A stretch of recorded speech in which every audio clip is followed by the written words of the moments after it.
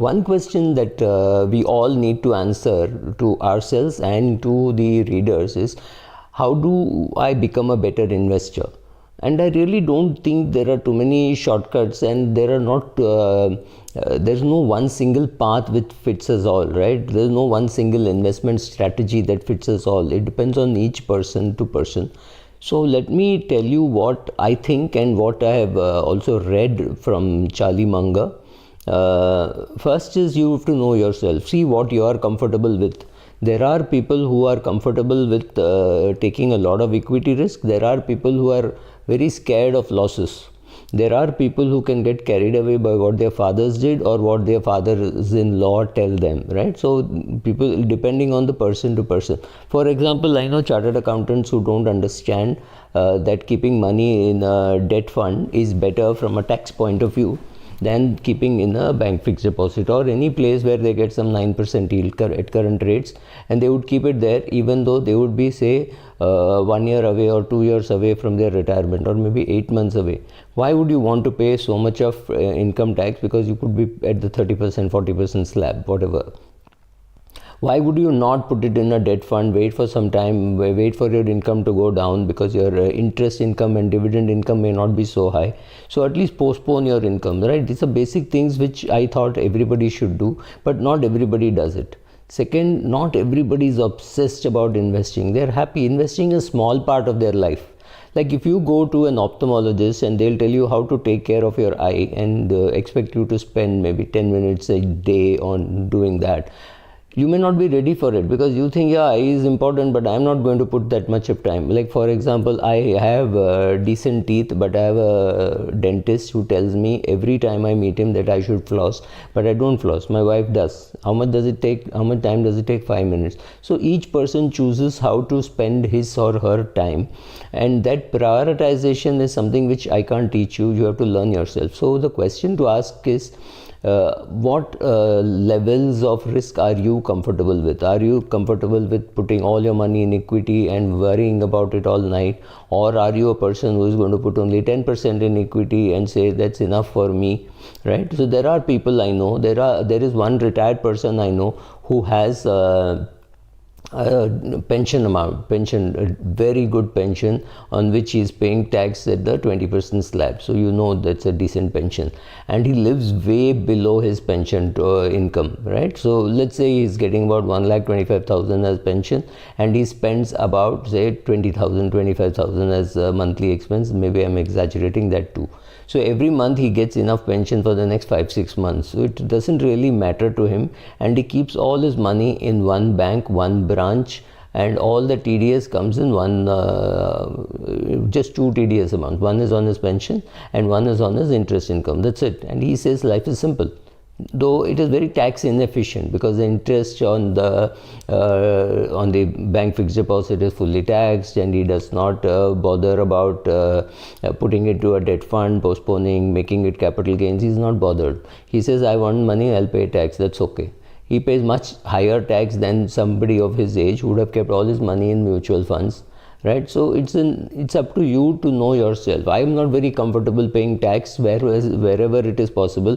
I like to convert an current income into a capital gain. That is up to you, whether you want to do it, whether you are capable of doing it, whether you are interested in doing it, right? All these 3 things have to combine for you to do this. So first you have to know yourself very well.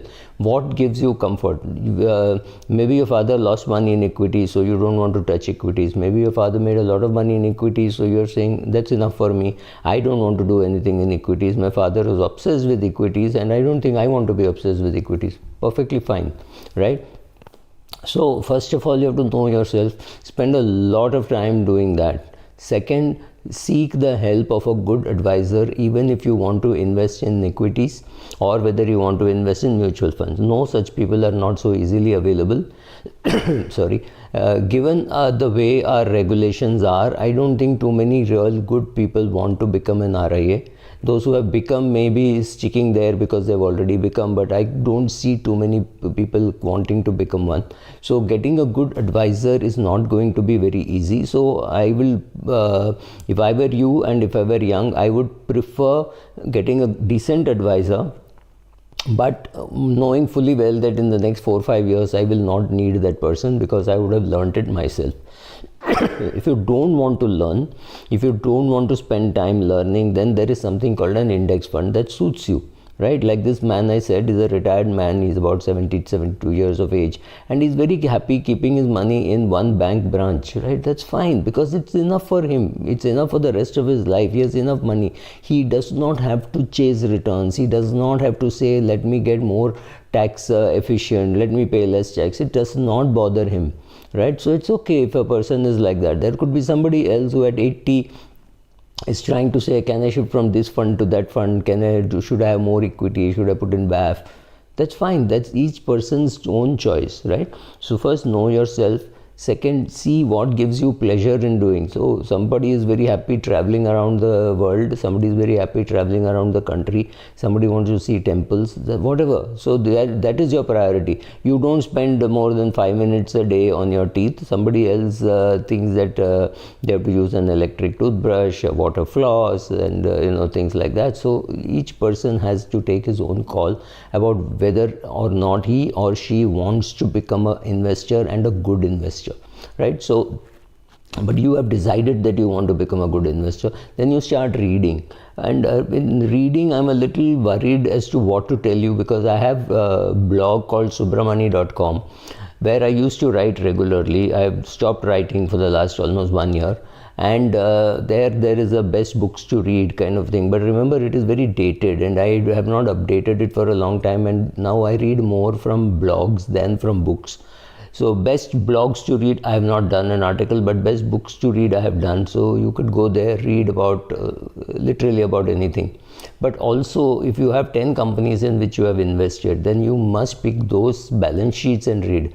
You won't understand, right? When you speak to your 2-month-old child, the child doesn't understand, but eventually one day he or she will understand. They will talk the way you talk, they will nod their heads, they will do everything, they will copy from you because they're keenly observing you.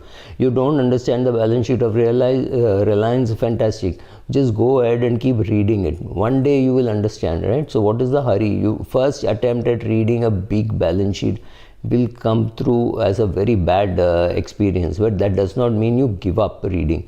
So right from board of directors, who are the auditors, where is the company located, where are the factories, to the MDA, which is the management discussion and analysis. Read it, see what they say, see whether they're consistent.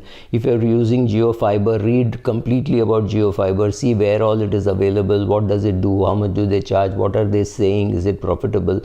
You at least that much you will understand. Read the portions that you understand, right? And simpler balance sheets like Ultratech Cement is easier to understand simply because they've got one product. Right? Companies with more products is more difficult to understand. If you pick up a mutual fund balance sheet, you do not know how much money they are making from doing AIF, from PMS, and from mutual funds, right? You don't have that breakup, segment-wise breakup, right? So you may find that a problem. So read as much as you can, but don't read balance sheets just for the sake of reading balance sheets. First of all, read all the balance sheets in which you have invested, and then you pick up the market leader. Suppose you have invested in one technology IT company, you must read that company, and you must read say TCS, say Infosys, right? So read, see whether they are connected, see whether the board of directors of the company in which you have invested are they saying about the same problems. For example, if TCS talks about people leaving, the smaller company must also be having that problem. It might be a crisis, right? So learn to understand the industry, but read very specific balance sheets. Don't read all balance sheets. Yes, you will have to read a lot more balance sheets if your portfolio becomes longer, but right now stick to the industries in which you have invested, stick to the companies in which you have invested. Of course, you should read books, you should read websites, but I have not written an article saying which are the best websites to read, and I read a lot, right? So I really don't know what else to say. So these are 2-3 things that you must do. Maintain your investment diary, see why you have gone wrong, why you have gone, how you have gone right. What else can I think of? Just a second. Yeah, I can't think of anything else. So that's it. Thank you.